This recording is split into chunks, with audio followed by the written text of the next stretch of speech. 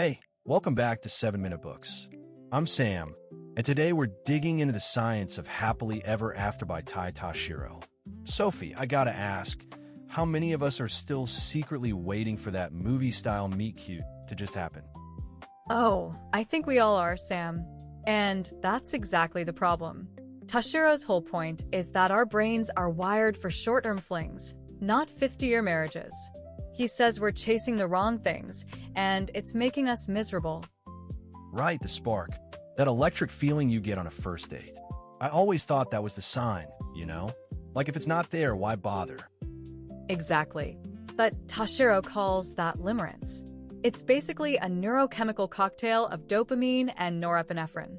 It's designed to bond you long enough to reproduce, not to sustain a marriage. It always fades. So we're all just chasing a chemical high that's guaranteed to wear off. That's depressing. It's freeing, actually.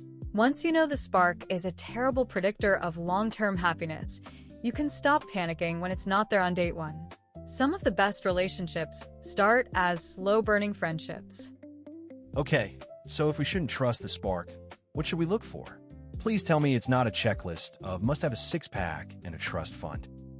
No, it's way more practical. Tashiro calls them the big three. And they're not about looks or charm. They are kindness, agreeableness, and emotional stability. Kindness, agreeableness, and emotional stability. That sounds, honestly, a little boring. That's the trap, Sam.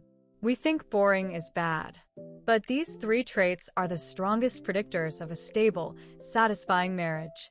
A kind, agreeable, stable partner is a good friend, a fair fighter, and a reliable teammate. All right, I'm with you. But how do you actually spot these things on a dating app? Everyone looks great in their profile. That's where Tashiro's advice to date like a social scientist comes in. Instead of hoping for a spark, you go on a date to collect data.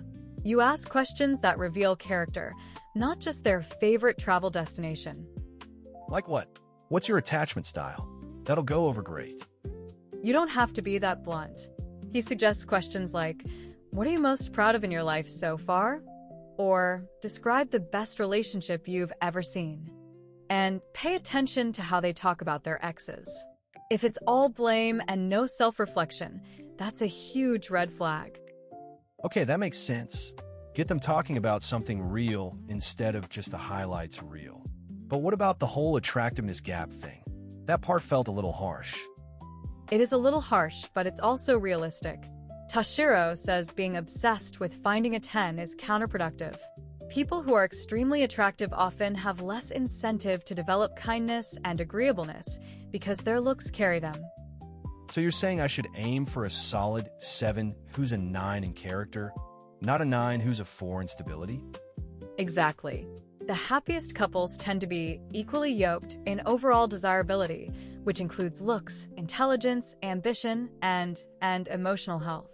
If you're realistic about your own mate value, you'll stop being chronically disappointed. I still struggle with the idea of mate value.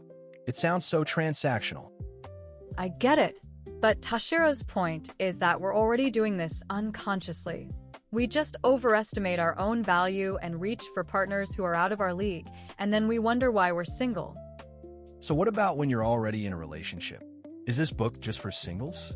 Because I feel like a lot of my friends could use a relationship audit. That's the brilliant part. The book is for everyone.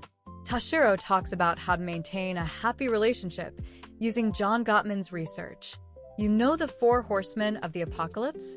Criticism, contempt, defensiveness, and stonewalling. Contempt is the big one, right? The eye rolls, the sarcasm, the feeling of superiority. That's the relationship killer. Yes. And successful couples don't avoid conflict. They fight fair. They keep a ratio of about 5 positive interactions to every 1 negative one. They also turn towards their partner's bids for connection, like a smile or a question, 86% of the time. Unhappy couples only do it 33% of the time. That's such a simple thing. Just paying attention and responding when your partner reaches out. It's simple, but it's powerful. And then there's the part about knowing when to leave. Tashiro says staying in a bad relationship is a greater tragedy than being alone. That's tough to hear, but it's true. If your partner is chronically unkind or emotionally unstable, and they're not working on it, you have permission to go. Exactly. And the book gives you a framework for doing that with grace, so you can learn from it and make a better choice next time. So the whole thing is really about becoming a better chooser, not finding the perfect person. That takes the pressure off, doesn't it? It does. It replaces this vague hope for a fairy tale with actual agency. You're not waiting for destiny. You're actively building a happy ending. You know, the part that really got me was the rescue fantasy. I think we've all believed we could love someone enough to change them. But Tashiro says that's a recipe for a lifetime of frustration. Oh, totally. You can't date someone for their potential. You have to date them for who they are right now. And if they're not kind, agreeable, and stable, they're probably not going to magically become that way.